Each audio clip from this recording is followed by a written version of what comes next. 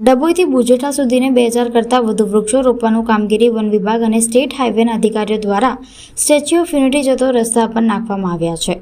2 જૂન પર્યાવરણ દિવસ હોય ત્યારે નાખવામાં આવ્યા હતા। આશરે 2000 જેટલા વૃક્ષો 5 દિવસની અંદર મજૂરો લગાવીને રોપા તો રોપી દીધા છે, પણ પાણીના અભાવના કારણે વૃક્ષ રોપા સુકાઈ રહ્યા છે।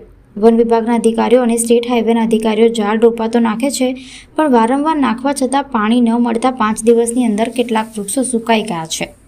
એમ તો સરકારના લાખ રૂપિયા પાણીમાં વેડફાઈ રહ્યા છે એવું લાગી રહ્યું છે। વન વિભાગના અધિકારીઓ અને સ્ટેટ હાઈવેના અધિકારીઓ દ્વારા દર સાલ ચોમાસું આવતા પહેલાં અને 2 જૂન હોય જ્યારે વૃક્ષારોપણની કામગીરી ચાલતી હોય છે, પણ ડભોઈથી બુજેઠા સુધીમાં વિવિધ પ્રકારના વૃક્ષા રોપવામાં આવ્યા છે। સ્ટેચ્યુ ઓફ યુનિટી જતા આવનારા પ્રવાસીઓ માટે એક આકર્ષણનું કેન્દ્ર તેને લઈને વચ્ચેની સાઈડે અલગ અલગ જાતિના ફૂલ અને છોડના રોપા નાખવામાં આવ્યા છે, પણ તંત્રની બેદરકારીના કારણે અને પાણીના અભાવના કારણે તમામ વૃક્ષો સુકાઈ રહ્યા છે।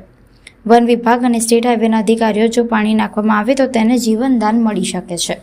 ડભોઈથી સ્ટેચ્યુ ઓફ યુનિટી રોડ જવા માટેનો છે, તો આ લોકો વૃક્ષો વાવે છે તો વૃક્ષોની કોઈ કાળજી જ નથી કરતા।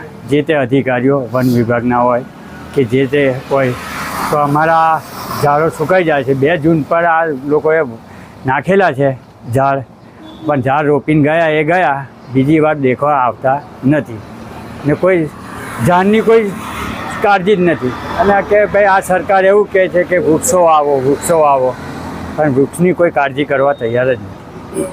હા, કઈ સુધી વૃક્ષો લગાવ્યા ને શું કોઈ આવે જ પાણી? ડભોઈથી અમારા નર્મદા જિલ્લો ત્યાં સોમપુરાનો સ્ટેન્ડ છે, ત્યાં લગીનનું લાગેલું છે, પણ ત્યાં લગીન કોઈ જાતનું પાણીનું નહીં કે કોઈ પાણીનું ટેન્કર નહીં કે વાવીને ગયા એ ગયા, પણ અમને અત્યારે બી તમે જોઈ લો કે આ બધા વૃક્ષો સુકાઈને ધાર થઈ ગયા છે। શું માંગ છે તમારી?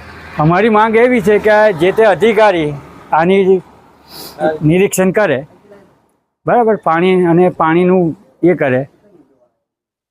પાણી નાખવાનું ટેન્કર બેન્કર કોઈ જાતનું આવતું નથી।